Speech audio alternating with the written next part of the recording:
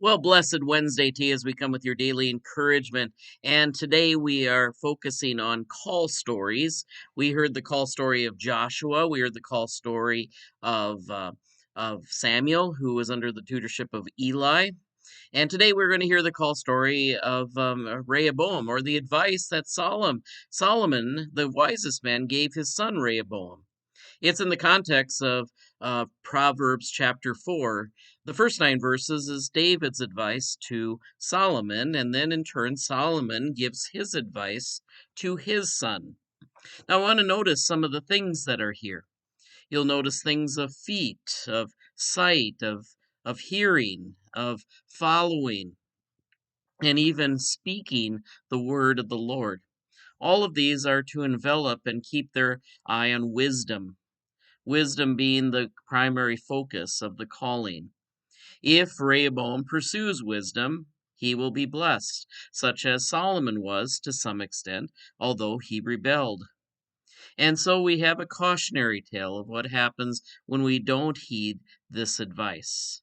And hence it's given not just to Rehoboam, but to all of us when we are called into uncertain places. And that's what call stories do. They show where our foundation is in the person who's calling us and in the decision to stay put on the path that we have before us. And so let us read Proverbs chapter 4, beginning with verse 10. Hear, my child, and accept my words. The years of your life may be many. I have taught you the way of wisdom, and I've led you in the paths of uprightness. When you walk, your step will not be hampered, and if you run, you will not stumble. Keep hold of instruction, do not let go. Guard her, for she is your life. Do not enter the path of the wicked, and do not walk in the way of evildoers. Avoid it, do not go on it. Turn away from it and pass on. For they cannot sleep unless they have done wrong, and they are robbed of sleep unless they have made someone stumble. For they eat the bread of wickedness and drink the wine of violence. But the path of the righteous is like the light of dawn, which shines brighter and brighter until the full day. The way of the wicked is like deep darkness. They do not know what they stumble over. My child, be attentive to my words. Incline your ear to my sayings.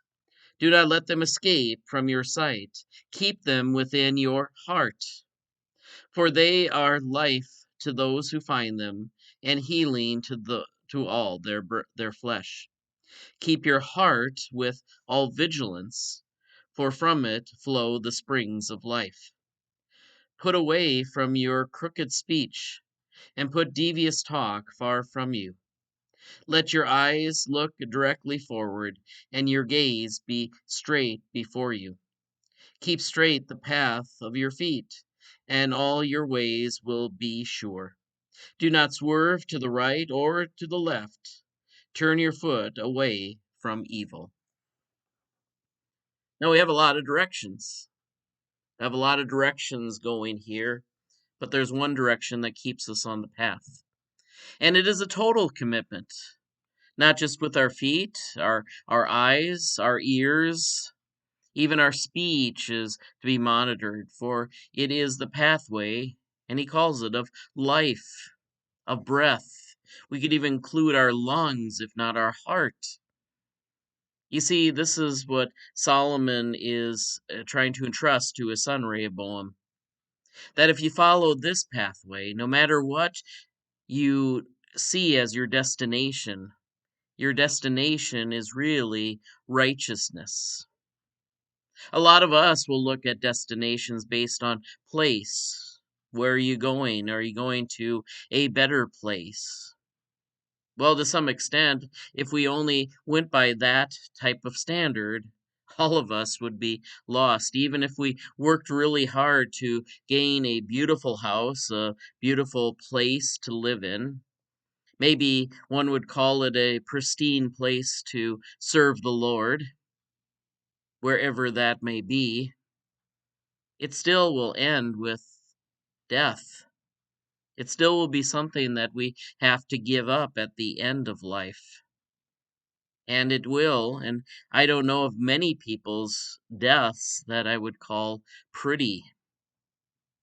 But I do know that when people let go of their life, let go of their circumstances, and follow the pathway of wisdom, if not righteousness, they have something beyond living and breathing, beyond physical objects, beyond destinations, a place. They have a destination, a purpose in the Lord. And they can be in the most remote, desolate, if not even the lowest economically place, and still have found the greatest place to live on earth. I have a dear pastor friend of mine who, when he would go on vacation, he wouldn't go to these nice resorts. He would go to third world countries. Some of us would always be shocked where Bob was going to go next. Some of us thought Bob was a little crazy. But one of the things that Bob valued was seeing community, a community that sometimes we only pretend to be a part of in some of the most remotest places of the world. Bob put up with hissing cockroaches and other types of bugs and animals that I wouldn't consider to be safe things to go to, nor let alone a vacation. Probably need a vacation from the vacation. But what he saw was a purpose in life that a lot of us in the technologically secure, if not sanitized world, do not seek ever again. So, my friends, when you hear about these calls, whether it be Joshua replacing Moses, or whether it be Samuel replacing Eli, or even the 12 apostles being sent out to unknown destinations in their imperfection, remind yourself that the where you live is in the presence of godly wisdom. And according to the New Testament, that godly wisdom is personified not in tablets of stone, not even in a book of the law, but in a person whose name is Jesus. Jesus reiterates in his teaching, wisdom will be justified by her offspring. In other places, it says, wisdom will be justified by her works. And so, while Solomon didn't always follow the wisdom he preached, and while Rehoboam was known to not be a good and righteous king, and did not follow in his grandfather or father's example, we can know, if we but trust in the Lord, that no matter by worldly standards whether this is considered an improvement or not, we can trust that the Lord will bless us and keep us, and that we can see eternal life in the midst of things we maybe don't always understand. Take care. God bless. We trust that these continue to be words of encouragement for you. Take care. We'll see you tomorrow.